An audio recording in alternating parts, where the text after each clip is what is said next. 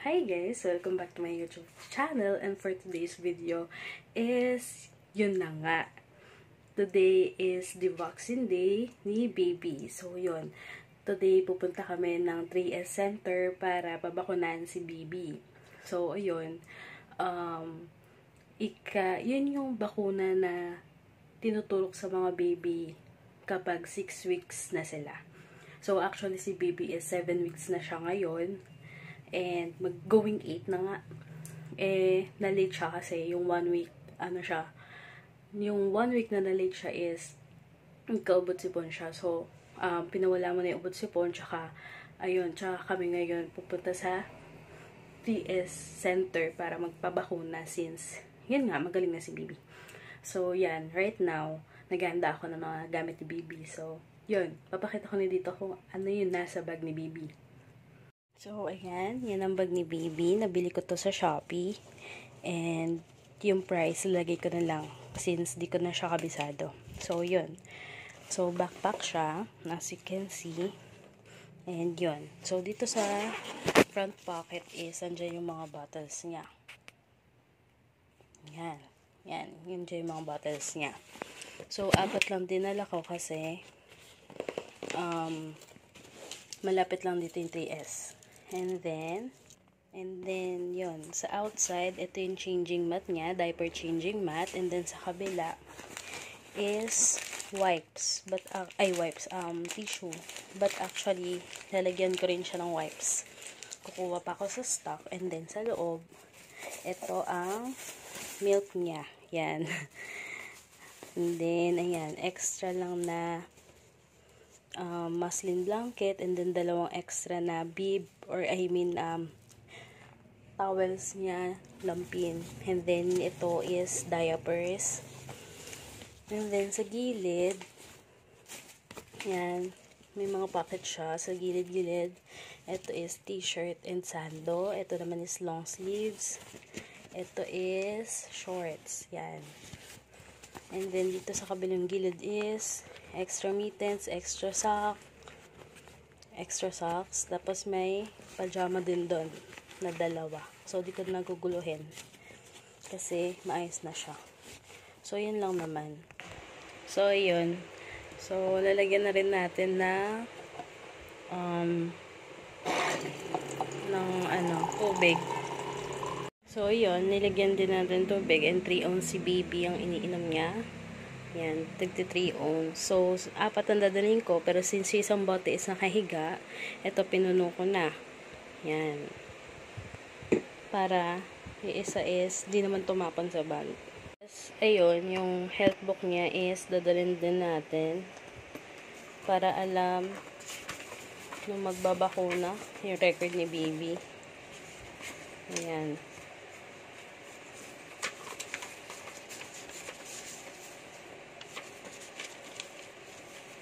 Ito rin yung result ng newborn screening niya. Ayan. Tapos ito yung nakaraang record niya. Yung mga tinusok din sa kanya. Ayan, NBS, HEPA, BCG hearing test. Ayan. Yan pa lang ang record ni baby. So, dadalhin din natin.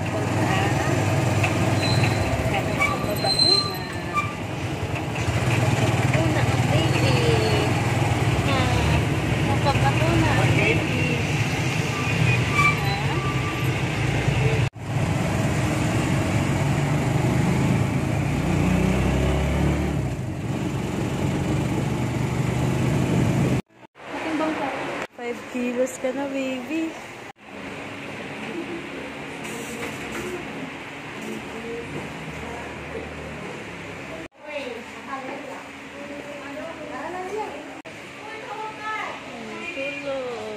Tulog ang baby. Waiting ang baby.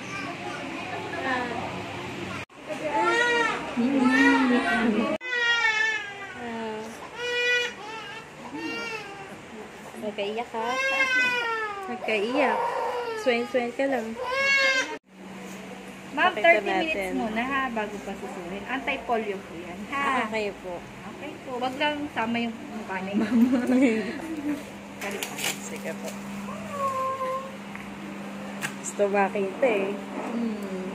Wala ang daddy. Opo, Kasama. may work.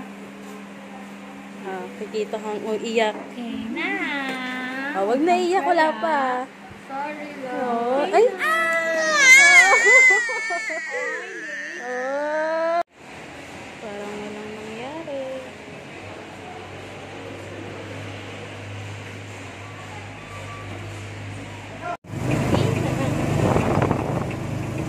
Bahay na. Kita mo nga tumba. Nakanganga pa. Sabihin mo na sarapan sa iyo. Ito ng injection. Selfish Ito injection. ng injection ng baby. Kabila. Wawa naman. Antok. Antok. Oo, hindi. Inubad yung ano niya, pajama niya. Ayun na. Oo. Hindi pa pwede. 10 minutes pa bago dumede. Karga na. Nagkukwento ka? Ano? Ha? Gusto mo na kukwento? Kukwento ka? Ah? Anong sabi doon ng doktor sa'yo? Dinala ka sa aircon. Kasi pawis ka, pinasok ka sa aircon. Nakita nila. Tapos dilabas sabi, asan ang nanay nito? Gising na. Natutulog siya. Natutulog siya kay Duha. Okay? Yon, nakauwi na kami galing 3S Center and ayun nga. Ang bata ay naturukan na. So, 3 yung ginawa sa kanya. Yung anti-polio, yung penta, tas may isa pa. So, ayun. Tinusukan siya sa legs. Both legs meron and then yung polio is oral. Ayun. Umiyak ang bata. Pero mga saglit lang. Tapos, kumpara mo dun sa ibang bata na lumabas talagang iyak na iyak sila. So, mga tumigil na siya. Ito, sa tulog siya. As you can see sa video. And then, ayun, saglit lang naman yung pila kahit medyo marami-rami yung bata. Sabihin mo mga nasa 20 yung bata doon. Saglit lang. Tapos, story time. E di, yun nga, inatid kami ng tricycle doon. Mismo sa pinaka 3S na. Tapos, umakyat na kami. And then, nga kami doon, lumapit kami sa desk. Doon sa may secretary. And then, yun nga, kasi bago kami, first time ni baby magbabakuna doon, pinabili kami ng folder. So, yung folder na yun is for record nila. Yung folder, bumili kami, white folder, tapos may cover nun. So, di, takbo, baba kami, hanap-hanap kami folder, ganyan. Tapos, may nabili nga kami folder, wala namang cover, so naghanap pa kami ng pang-cover. So, yun, luckily, may nabili kami. Pag akit namin doon, syempre, binalutan ko nga siya para yung mga dust ng hangin, hindi naman maano sa kanya kasi sensitive yung balat neto. Pag nagbubutlig-butlig. Ewan ko kung lahat ng baby ganon, pero siya ganon. So, tinakban ko siya. Pag-akit namin doon, kinuhanan ng weight, ng height. So, yung weight niya is 5 kilos na siya. And then, yung height niya is 51 cm yata yun. So, ayun. Tapos, 7 weeks na siya. And then, nung ini-interview ako, tinanong yung newborn screening niya, ganyan-ganyan. Yung details, info namin mag-asawa, pati ni baby.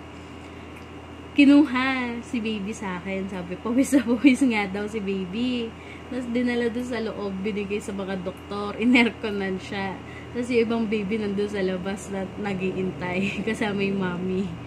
So, yung parents kasama. So, the rest, karamihan doon, majority, nang pumunta, may kasamang asawa, ganyan. So, tas ako, mag-isa lang ako doon.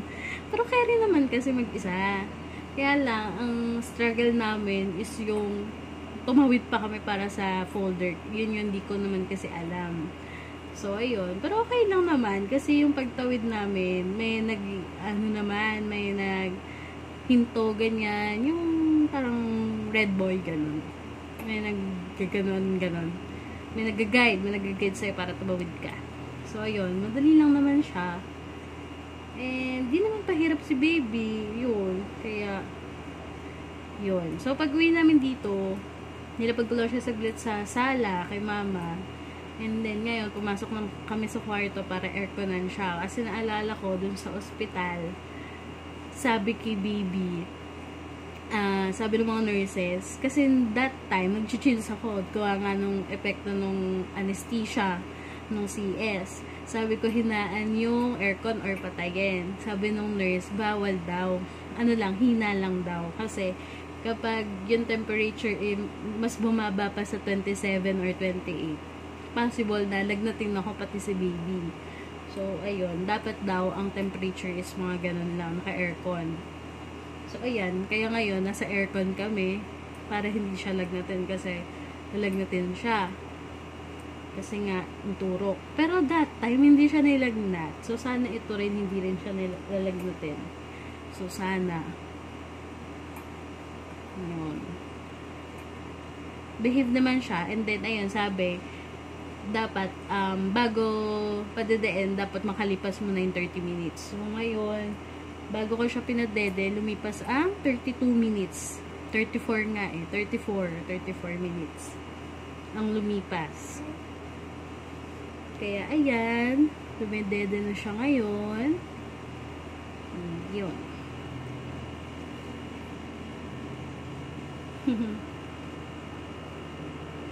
Ayan lang. So, yun. Mag-outro na rin ba ako? Or, update ko kayo mamaya kung anong mangyayari kay baby. So, yun. For now, cut ko muna to.